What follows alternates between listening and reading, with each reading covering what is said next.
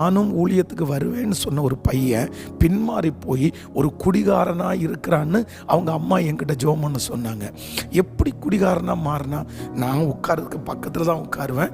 நாங்கள் 2 பேருமே பாஸ்ட் பாடும்போது நாங்கள் ட்ரம்ஸ் வாசிச்சிருக்கிறோம். எப்படி எனக்கு ஆச்சரியமாக இருந்து அவன் குடிகாரனா மாறுவான் அப்படின்றத நான் நினச்சி கூட பார்க்கல.